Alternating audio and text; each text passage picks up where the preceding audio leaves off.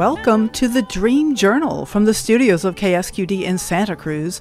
The Dream Journal is a weekly show where we explore the power of nighttime dreams through conversations with dream experts and with listeners like you. In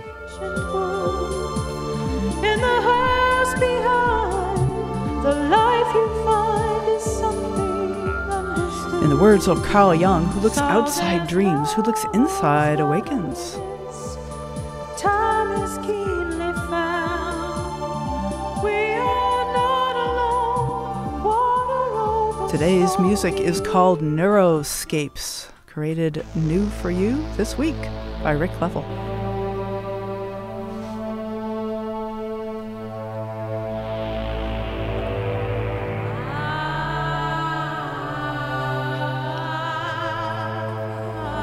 Inner wisdom figures and active imagination versus internal family systems. It's all about inner exploration with today's guest, Charles Tack. I am your host, Catherine Bell of Experiential Dreamwork, and welcome to the Dream Journal. We are also a weekly podcast. Please subscribe, rate, and review, but most importantly, tell your friends. You're interested in getting folks talking about dreams. You can find archives at Apple Podcasts, Spotify, etc., all those good places, YouTube now, and also at ksqd.org/the-dream-journal. Plus, we are on PRX, the Public Radio Exchange, looking for some stations to pick us up as a regular show. Hey, welcome, Charles. Thanks so much for coming on the show. Yeah, thanks for having me. Okay. I'm excited. Excellent. So after years of facilitating groups and coaching clients to improve, Charles realized he was only superficially successful. More importantly, he did not enjoy what he advocated for. I want to ask you about that one. And this begins a decades-long inquiry that led to an ever-increasing appreciation for our childlike aspects, greater access to holistic wisdom influences, and more embodied joy. So, Charles, let's just jump right in. What were you advocating for that you did not enjoy when you were coaching clients? Oh, good question. Fundamentally, working from the outside in, teaching people how to be in a certain way that may not go, that may not fit their own inner wisdom. Okay. Are you talking about things like cognitive behavioral therapy where you train yourself to think in certain ways? Or okay. And team building. I mean, basically I was working with high-level executives about how to work in teams. And of course, that's really helpful. But the best part was actually teaching them how to access themselves through breath work. And that was the main gift. Oh, so tell me more about that. So was breath work part of your transition to more inner work versus from the outside in? Or tell me about that. No, actually, I had started a lot earlier, but I didn't link the inner and the outer when I worked in the corporate world. The focus was on, again, performance. But what we ended up teaching was how to actually become more aware of yourself through your breath. So we taught some really, really basic breath work so that the executives could actually do that before they had their meetings. And that actually was quite helpful. But in the longer term, there was way more to go in terms of how do you learn to be a leader from the inside out, which is why internal family systems, which is self-led, is an interesting format. Yeah, why don't you say a little bit more about IFS? Internal family systems is something that has a huge following, and many people find it extremely valuable. And I wonder if you say a little bit about what that is and how, if you use that, or how it differs from what you do. Yeah. I actually use it in concert with the inner wisdom work. Okay. Internal family systems is more of a therapeutic model to look at our parts, how we actually have these different voices inside of ourselves that influence our behavior and mostly manage how we are to be appropriately in circumstances. And the more we get to know those inner voices, the more we become aware of them and see what runs us. But then beneath what runs us are those things that we don't really want to acknowledge. So IFS is a therapeutic oriented focus on healing the past so that we can be present here and now. Can you give maybe some examples of IFS? Like you talk about these inner voices and how do they control us? Where do they come from? I mean, we've never really done a full show on IFS, which is not what this is, but I do want to get into a little bit about your view of IFS and how you use it, and because it's not necessarily associated with dreams, and so I'm also curious about bridging that, how you use that along with this other kind of approach.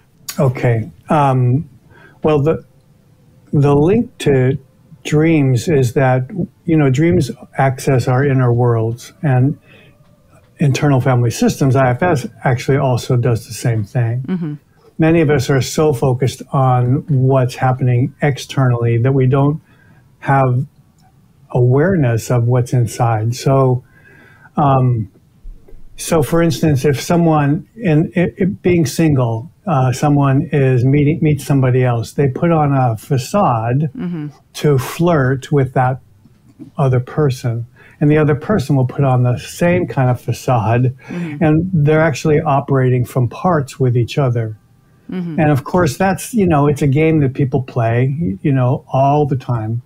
But what happens when you drop beneath that persona or those parts to share what's authentically real?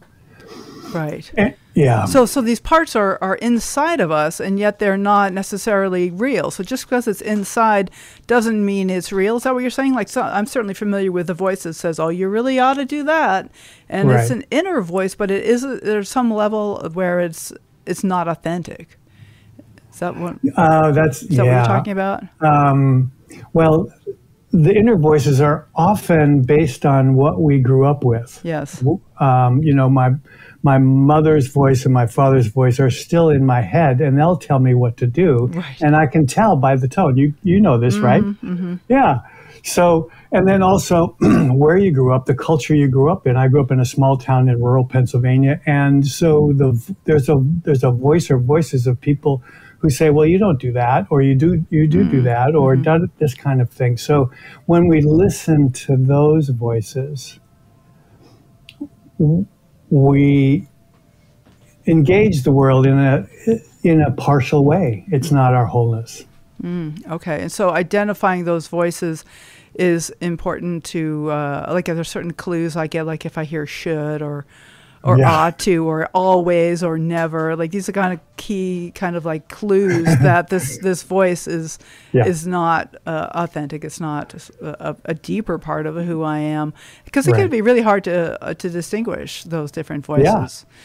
So in IFS, that these voices actually have certain personalities, right? They actually get assigned kind of names, right? The kind of roles, at least, I guess. That depends on who you work with. Some people have names. I enjoy giving my parts names, but other people just talk about the part.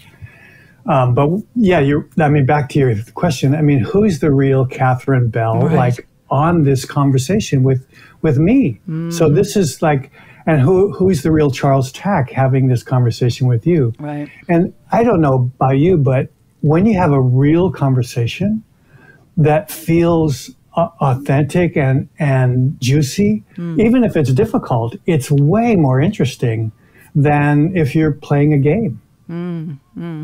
So this is part of my own draw to how can we actually have genuine interactions with one another. And obviously we have to start with ourselves and try to find that in ourselves. Right, right. Now, there's something that you've drawn a distinction in some of our conversation beforehand about the difference between exploring inwardly versus doing inner work to improve ourselves. And I'm curious about that because I want to be a better person, but what does that mean, better? Right. And sometimes the dreams just seem to be like exploring, like this is kind of how it is. It doesn't say whether it's good or bad, but then I get to say, how does it feel? Like, does that feel good or bad? Yeah. Good questions, because these are really important kinds of distinctions, and that's part of where the accessing an inner wisdom guide or character. Oh yeah, let's get into the inner wisdom voices. Yes. Yeah, because so what I've discovered over the years is that the universe is really generous. It just gives us what we ask for. And one of the ways that it does and has done with me and with clients is that you can find an inner wisdom guide who is a step or two ahead of you in terms of development and can help you develop qualities that you're looking for. For instance, authenticity, we've been talking about. How do I become more of an authentic person? And the access to those inner wisdom characters through conversation, through dialogue, and for me, I do it in journal writing, but you can do it in a number of different ways through art and other things too. But that conversation, that dialogue actually enhances your own movement towards being, in this case, more authentic. To the point where what I've discovered is that you actually learn to become that inner character and embody it. Oh. And once you've embodied that character, you are that naturally. So there's a development process of learning a lot of things and practicing and being an experience.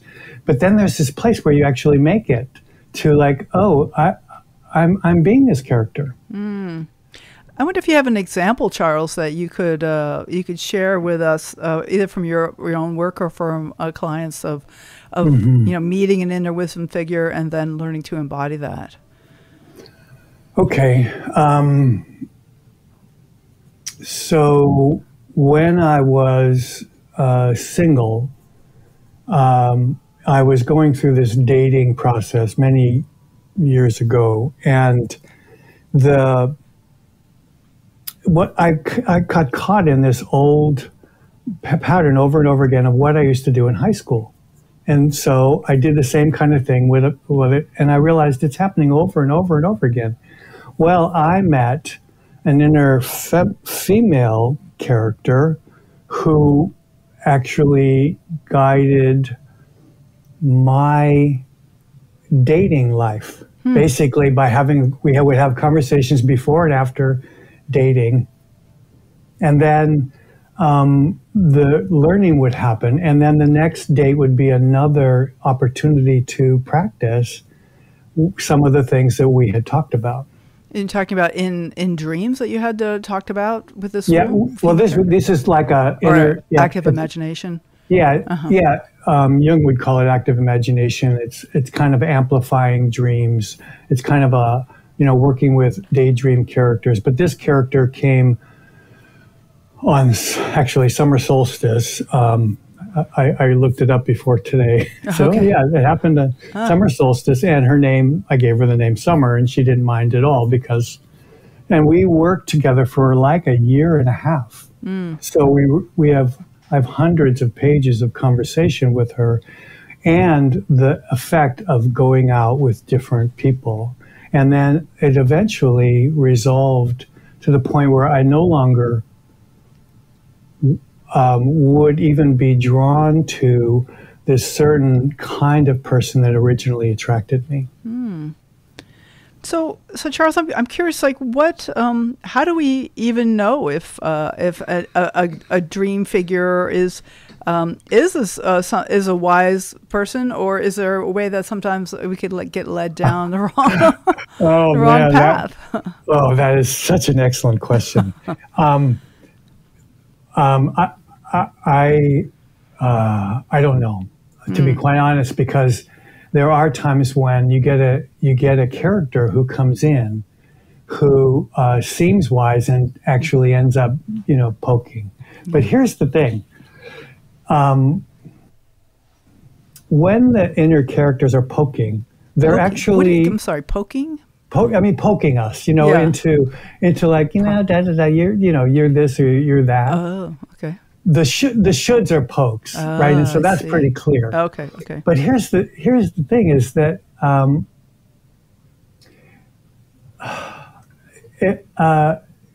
the original meaning of the word evil is beyond due measure. The original definition of Satan is a worthy adversary, and the devil is to be diabolical, but they're all in service of our learning. So even when the inner character seems negative, there are ways to learn from them. And underneath it all, it's like and that's why the word poking came. Underneath it all, it's just a poke to say, are you sure you want to do this? That kind of thing. Okay, so that then is a sign of that's the character to be cautious with? Is that what you're saying? Or is that poking us in the direction of our growth? Yeah, that's both. Both can happen. And the other piece that I didn't bring in is that actually fits this right now is I've worked with the I Ching for 30 years or so.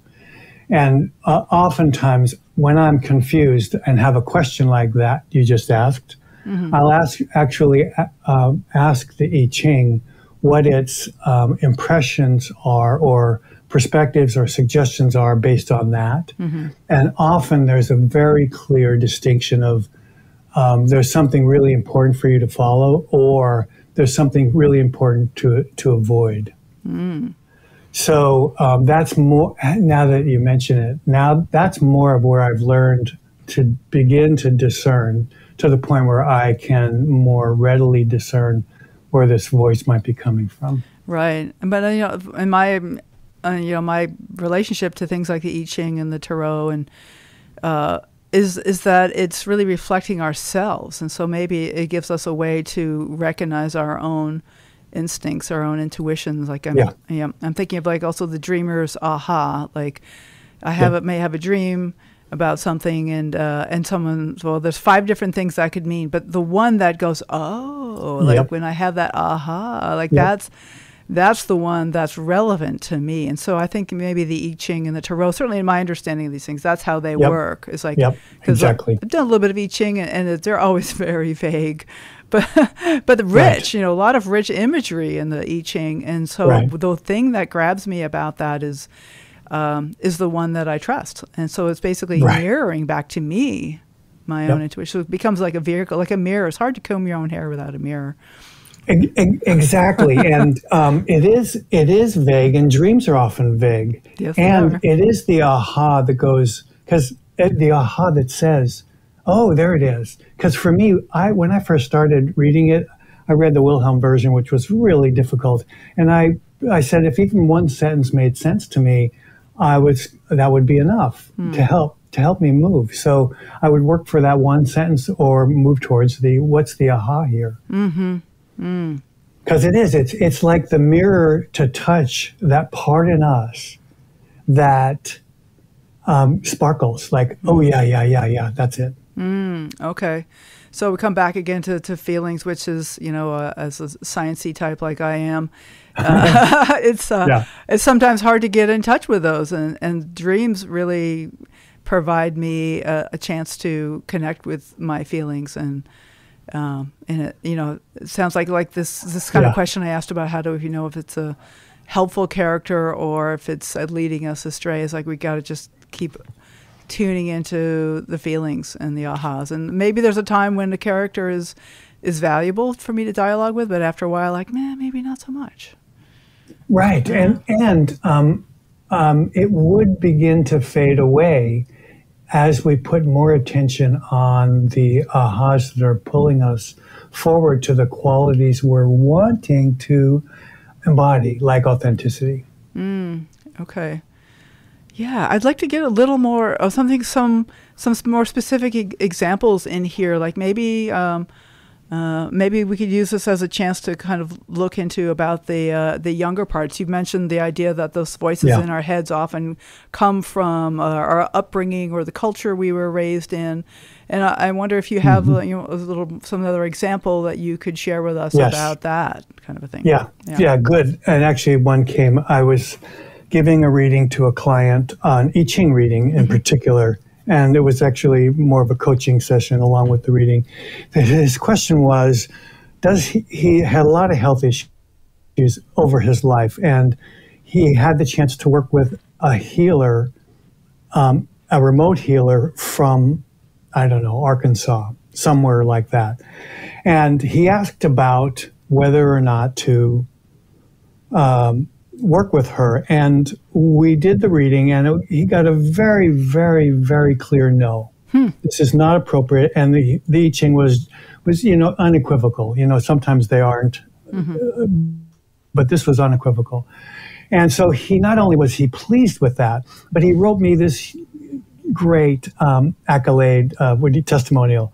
And so and then sometime later, I talked with him again, and I said, so did you, what happened? And he goes, he said, I saw her anyway. I paid her a lot of money, and it was horrible. Oh, no. And he was, and what I didn't realize was that he had the inner guidance, but his inner character, his past life worry and anxiety completely took over, and he forgot to follow the guidance, and he worked with her, which was diabolical. It basically, it didn't work. So this is where I think that working both with inner characters and how they influence us, and the wisdom figures, because we're always negotiating, right? We're always trying to figure out, where do we stand in this, right? And you laugh, right? Isn't that true? Right? Totally. What do I do here? I don't know. My one voice says this, another voice says that. Yeah. No, and it's really often, like I've been going through a series of nightmares the last month and a half, really, and it's not, I don't know where they're coming from. I don't know what it is, and they're just I'm waking up anxious, and I feel like there's some really deep negotiation going on, and I'm just trusting that there's something valuable. Like I tend to just immediately erase the nightmares when I wake up, but I write them down, and then I forget about them for the best as I can until I have time to come to talk to my dream coach, and then he often finds things that are valuable in there, because I wake up with these upsetting images, and I just have to trust that there's some kind of a negotiation going on. There's some growth, some realizations maybe, because it isn't always comfortable, like coming to terms with our own mortality or, health of loved ones. And, there's a lot that can be just disturbing. And yet I, trust that those dreams and those inner wisdom figures, I love that phrase, because they do seem pretty common. And I'm just going to go ahead and share a dream I had this morning, which was not a nightmare. At least the part that I remembered was somebody gave me a ukulele. It was a little one. It was like a little miniature ukulele. And I've been, listeners will know that I've been playing ukulele the last few years, and it's been a really fun way to express myself. But this was a teeny one with a kind of a, and I'm like, okay, I was kind of dubious, but there's something like I could just have this in my pocket. Like I could take it with me. And so that felt like a real gift from the dream. There's some way that that maybe that little ukulele is could be a kind of a little bit of wisdom. I can pull it out of my pocket. Like, right now I'm like, woo, what's next? Okay. See, and that's where, like, for instance, giving attention to the ukulele. Yeah. And just letting it be there, it becomes a part of us that may have wisdom if it's given more attention. Right. Yeah. Yeah. So that idea that giving something attention is a way to activate it, right? To give it some energy. And so that's, right. Writing down dreams, sharing dreams with others, and doing dialogue. You've talked about the dialogue. I wonder if you have some advice about dialoguing with these figures. Yeah, I do. Okay. It's coming. Okay, that's all right. It's interesting. I mean, you just said a whole lot. The thing about the nightmares for me is I actually will look at the pattern, especially if I write them down. Mm-hmm. There's a pattern here, right. And this is what a dream coach can help with. Is there's some pattern here, and there's something I like to. I've asked the universe for simple dreams. When they get really complicated, I say, I can't really understand. Could you make this simpler? Yeah. And what's happened is it becomes so obvious for my level. And so, for instance, and then I'll work generally with the one character or the one thing that is most interesting to me, like the ukulele. Yeah. It's like, what?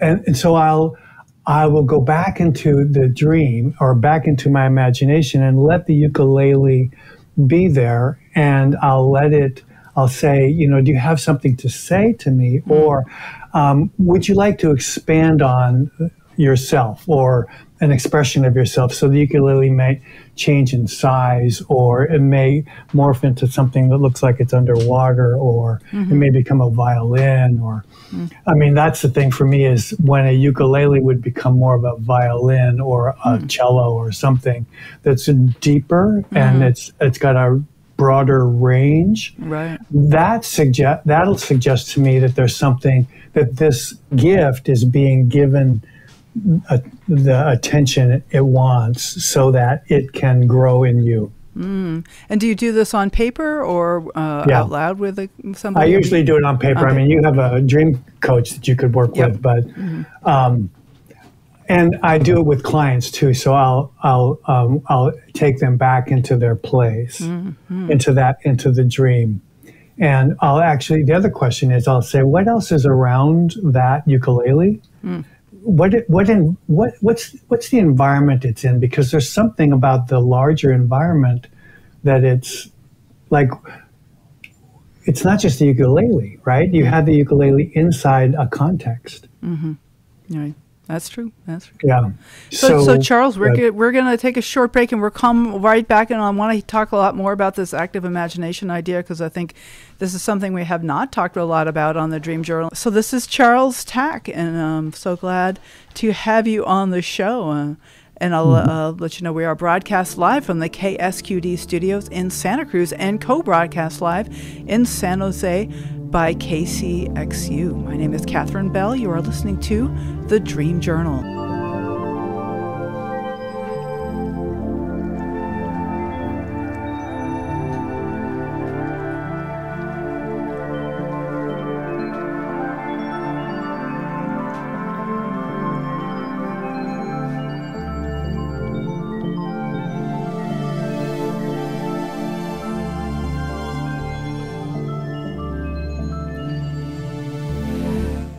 Okay, we are listening to The Dream Journal. My name is Catherine Bell. Our guest is Charles Tack. And I want to just make an announcement about the IASD conference in Rolduc, the Netherlands, happening June 8th through 12th. You can go to asdreams.org for more information. I'll be giving a workshop and dream groups. And I think it's going to be a pretty amazing time over there. Happy anniversary to the Dream Journal. As you may have seen if you're following me on social media, the Dream Journal is going through a rebranding. You can check us out on Instagram and Facebook and follow hashtag The Dream Journal. We are almost to 250 episodes, a 5-year anniversary for the Dream Journal. Wow. Yeah. Happy birthday to us. So, wow, yeah. So Charles Tack, so glad to have you on the show today. Mm-hmm. And, we were talking about active imagination and inner wisdom figures. And I want to get back to active imagination, but let's make a little detour into how you got started. Like you've mentioned being in the corporate world, and how did what made you start to pay attention to inner voices? And Actually, that's a good. I was, my inner world and the outer world were very separate. So the corporate world was happening and my professional life was happening. But what had happened actually even 40 years ago, even before I started the corporate work, was I took a course on dialogue journal writing created by Ira Progoff, who's a Jungian analyst. And he taught how to access inner characters, basically, and have dialogues with them. And I never told anybody about it, but I just loved it. I absolutely thrilled at it and have hundreds of pages of journals. And that has developed into what we're talking about today. And then IFS came along, and then I started studying Jungian theory and practices more directly. And, Jung was kind of one one of my guides at times, and I would be led. His Memories, Dreams, and Reflections is a great book on how he's worked with stuff. So that's a little short story about how I started. Okay. Yeah. So it just really spoke to you, and like that's an example of really following our own intuition without really knowing, right? And having to explain. Like maybe I don't even have to explain why this interests me. This is something that really calls to me, dreams are quite a bit like that. So I want to get back to some more about active imagination and inner dialoguing. And one of the things that you and I have chatted about before are the idea of inner polarities where both are appreciated. So like sometimes I was, and before the break talking about, well, how do I know if it's a good figure or a bad figure? But maybe they're both valuable figures. Maybe I don't have to assign a good or bad picture to these figures that show up, and I wonder what you have to say about that and how to work with these characters. Exactly. Good. Thank you for that question. The polarities, it isn't good or bad. You're right. It could be one end where we prefer and the other end we don't prefer. And and so actually an example that came as you were talking, because I figured you could ask for an example. Yes, I love examples. So I had this guy who was a man, a real physical person who was kind of a friend, but he would always bug me. I did not like him. I just did not like him. Now, this is a waking life person, right? Waking life person. And every single time we get together, he would ask these questions that just I didn't like it. It was clearly he had a different agenda than me. And what had happened was that we had polarized, and he was the other pole. He was the guy who had to act in the world all the time, serving and contributing. So he has this list of accomplishments that he's done, over his long life. And I have been much more of a hermit and, reclusive about my own inner world. And finally, I did an inner dream I did active imagination with this guy. And I finally said, I mean, it was literally, he was poking me, I just hated it. And finally I said, all right, I turned to him in the active imagination. It was very clearly an intention to listen. And I said to him, what do you want to tell me? What do you want to tell me? And he was enormously direct. he was enormously direct. His voice was, he said, you have 10 good years left. What are you going to do with it? Wow. I know. Talk about those kinds of questions. Yeah. Right? You have 10 good years left. What are you going to do with it? And that became a character in me that actually helped to balance my more reclusive nature with being more external, and being more external, like on this podcast with you, talking about how this inner work works. Mm-hmm. Mm-hmm. Did that answer your question? Yeah, absolutely. Okay. And so it's interesting that this was actually a Waking Life person. It was and yet there was something about this person in Waking Life that just kept triggering you, and you took the step of seeing this as a dreamlike moment. Yes. And that there's something about this character. Now, I imagine if you actually talked to him in Waking Life, this person, he wouldn't know what you're talking about. What do you mean you have 10 good years? I know. What does that even mean? Exactly. It doesn't even matter. It doesn't matter. What matters is that they affect us in a certain way. And I'm always looking for in dreams and is what pulls you, what inspires you, what draws you forward, and what are you repulsed by? And so when I work with clients, it's one or the other. And that's the point, is to work with what's pulling you because it's an inspiration forward, or what's holding you back, what do you dislike because it's a polarized part that is, you've rejected it. Like I rejected how busy he was. I mean, he's in life, he's enormously busy. He's not self-reflective at all. Mm-hmm. He just doesn't think like that. He just is a doer. Mm-hmm. And so, I'm going, this think thoughtful part goes, well, that's not very helpful. Mm-hmm. But the truth is, it is helpful in a certain way because it points to what really matters here. Mm. And so you talked earlier about embodying these figures, and was this a bit of a call for you to become a little more extroverted and actually? Yes. Yeah. Okay. Definitely. And that's actually happened. It's happening. Yeah. Okay. And so by working with these characters, we can, but of course it's hard to say, if I'm repulsed by a character, I wouldn't think I'd want to become more like that, but maybe there is something about that is valuable for me. Exactly. Yeah. And that's the point with him is I knew he actually had good intentions, even though he was obsessive compulsive, whatever, Yeah. That kind of thing. I knew the intention behind, there was a positive intention behind it. Like, Charles, you have something to contribute it.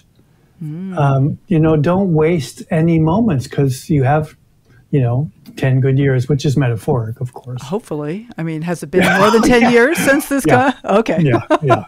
But it's only a couple years ago. Okay. Well, so you don't know yet. But there's something about there's a spiritual practice of keeping death before you, and just to recognize that we don't have all the time in the world, and there's a whole spiritual practice of meditating in graveyards and wearing a skull ring or to remind yourself of death, and there could be something to bring some urgency. Don't hesitate to tell the people you love them, and don't hesitate to do what really needs to be done. And so there could be that 10-year figure may have just brought in a certain amount of urgency to your evolution.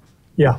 And for me, the feeling is despair. When you feel despair, like death, like there's nothing you can do. To literally let yourself feel it all the way through. Wow. I mean, it's way easier said than done. Yeah. But to literally let yourself feel that despair. It is like good internal family systems work, IFS work, where you actually work with the hidden character called the exile. Mm-hmm. And when that is felt, deeply felt in your body, like in your belly and how awful it is, something actually happens. And it's like that. It's like you said, it's like, what? Yeah. And so I've had to deal with, you've had nightmares. I've had this thing around despair at some some time back, and to literally feel it, how awful it felt, let something else emerge that I didn't expect, and I don't even know what to call it. Wow. But there's more energy that happens when you give yourself to the dark. You know, Charles, as you're speaking and talking about letting yourself feel despair, another word I sometimes have heard is devastation, and Yes. like nobody wants to feel that. Right. But when you're talking about that, and I'm thinking about my various nightmares, it's like, and the fact that I pretend I don't have them, like I try not to have them. Yet when I do, something's unwinding in my belly as you're talking about this, like maybe it's okay to feel that. Yeah. And I thought I don't want to feel it, and yet there's something valuable there. That really touches something in me, Charles. Yeah. Wow. And the word unwinding, it really is an unwinding. It is an unraveling. It's in IFS they call it unburdening. But it's this thing that literally just gently comes apart. It just gives it has space to express itself. Yeah. Yeah. That really touches something in me. Oh, good. Yeah. So where have you been headed now? Like, what kinds of things are opening up for you? You're obviously a man on a journey, and we've talked a little bit about coming out in a way, like being on the podcast and being a little more extrovert, a little more active in the world, and. You know, what else? What do you have, or maybe what examples of that do you have of what's unwinding for you now? Just to get really personal, maybe I'm poking you a little bit here. Just to get really personal, like, what is up for you these days? Yeah, thank you for the poke. It's I'm writing a book on I Ching experiences, working with the I Ching. It's as if it's as if the I Ching is a grandfather figure, and I, the asker for wisdom, is a grandson, learning from that. And so I'm writing stories that are actually, some of them are literally grandfather-grandson stories, but that are related to actual experiences of using the reading to convey wisdom and what happened afterwards. Like for me, I have a science background too, so you want proof. Yep. And so it's not just accepting, oh, of course, that's not true. It's like, no, I got the reading.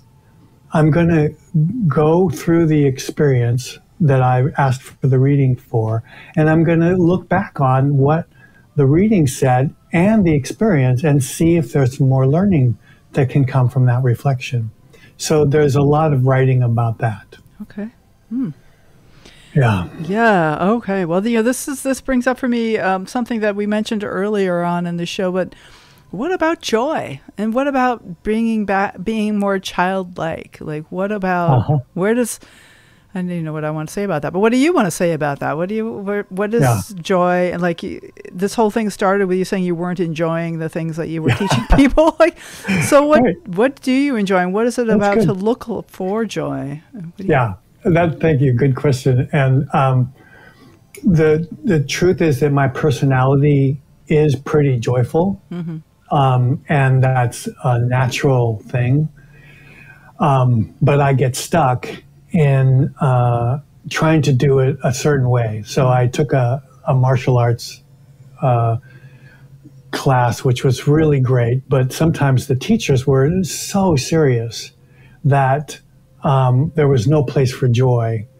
I was visiting someplace, and I smiled in class at one point, and the teacher said, "There's no smiling in class." Oh, wow! And I honored that. I didn't smile the rest of the class, but I never went back again. I was just traveling through town. That would be a big red flag for me. Like, no, thank you. But here's the thing on that is that there are different ways that people express themselves that are helpful in the world.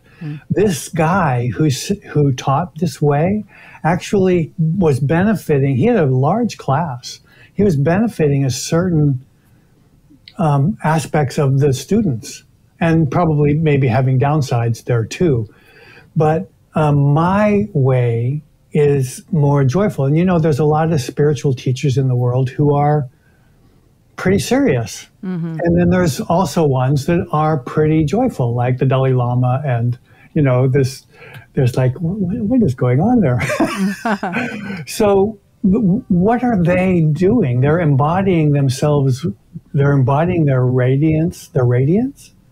And so can I actually embody my radiance? Ooh. And if I'm not embodying it, what's going on here? So I don't know if is that answering your question? No, can joy? I embody my radiance? And am I embodying my radiance? Right. And it's a contrast to people who put on a facade of being fun, right? Or I know this guy who actually loved going to comedy shows, and he took me to a bunch of them. And he said, why don't you go to comedy shows? I said, well, what I realized was the difference between the two of us was he was not a happy person.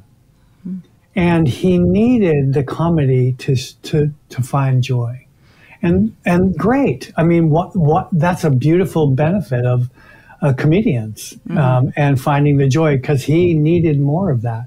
I didn't go to comedy shows because it wasn't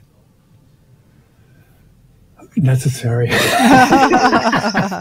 You're already there. Yeah. But there's moments, of course, are always going to feel kind of frustrated sometimes, and you can't be happy joy all the time.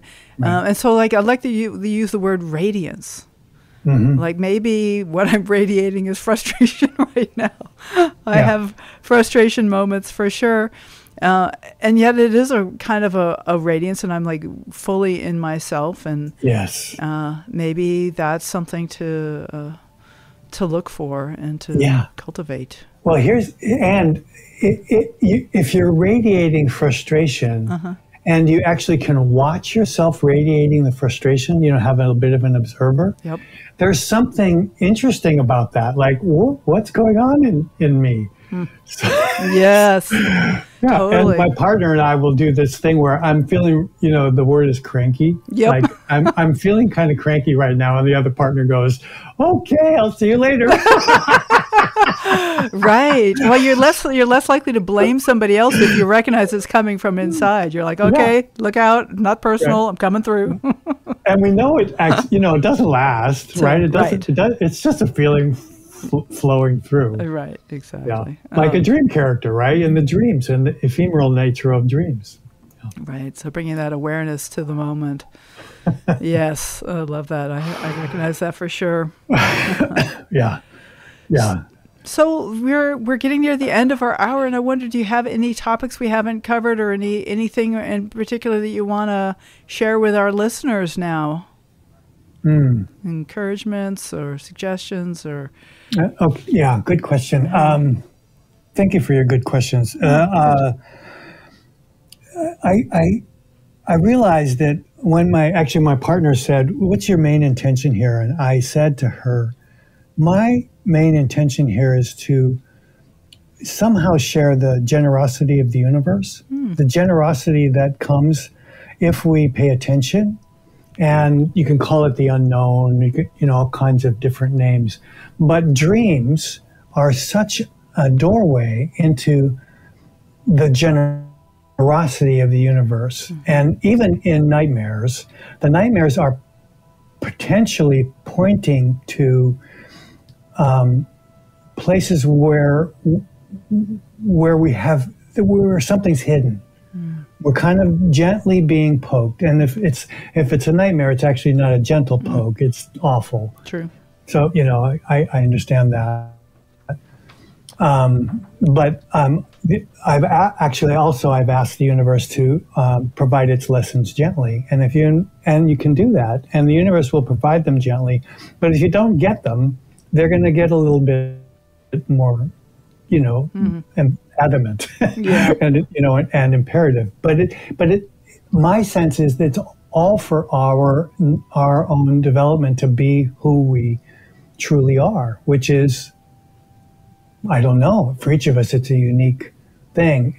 And so I looked forward to writing in my journal and having dialogue with these inner characters, partially because I could tell that there was a gift.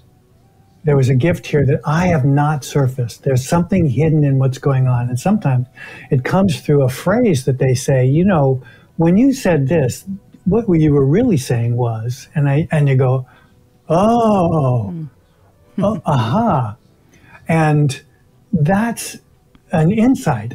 So it's an insight that can be given space. And then our wisdom comes from embodying those insights over time. I love this. So Charles Tack, so good to have you on the show. Do you have a webpage or a phone number or email that you'd like to share with our listeners? They can also just have folks get in touch with me, and I can get in touch with you. Email, chastack@yahoo.com. Okay, great. Charles, this has been a wonderful conversation. I wish you all the best, and maybe we'll talk again sometime when your book's done, something like that. Great. Thanks, Catherine. Good talking. Okay, take care, Charles. Bye now. All right. Bye-bye. Okay, thank you for listening. The Dream Journal is produced at the studios of KSQD in Santa Cruz, and we are live every Saturday at 10 a.m. Pacific at ksqd.org. You're welcome to join the conversation. The podcast is released on the Monday following the show. It keeps us growing when you subscribe, rate, and review. I am Catherine Bell. You can find out about my dream coaching practice at experientialdreamwork.com. Email me at catherine@ksqd.org, katherine@ksqd.org. You can follow Experiential Dreamwork and hashtag The Dream Journal on Facebook and Instagram to find out about upcoming shows. I'd like to thank Rick Kleffel, engineer and music creator, and Tony Russimano. Also, the intro music is Water Over Stones, and this beautiful background music you can find at pandemiad.com, thanks to Amy Barnes, his beautiful voice. The intro music, as I said, is Water Over Stones by Mood Science, and we're going to be hearing a new outro song in a moment called Resist. Tomorrow morning when you wake up, take a minute to write down your dream and bring it to the next Dream Journal.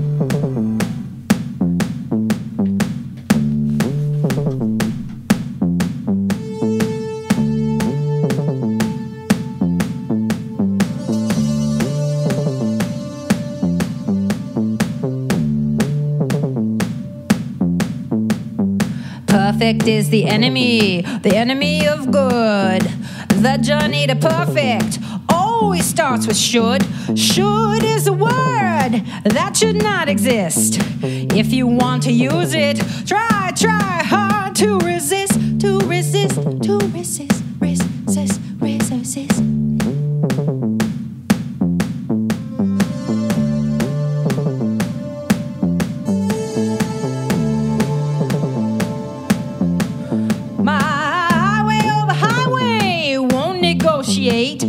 Meet me in the middle, that's just tempting fate. You won't get what you want, won't negotiate. Meet me in the middle, that's just tempting fate. Fate, tempting fate, fate, fate. Tempting fate, tempting fate, fate, fate.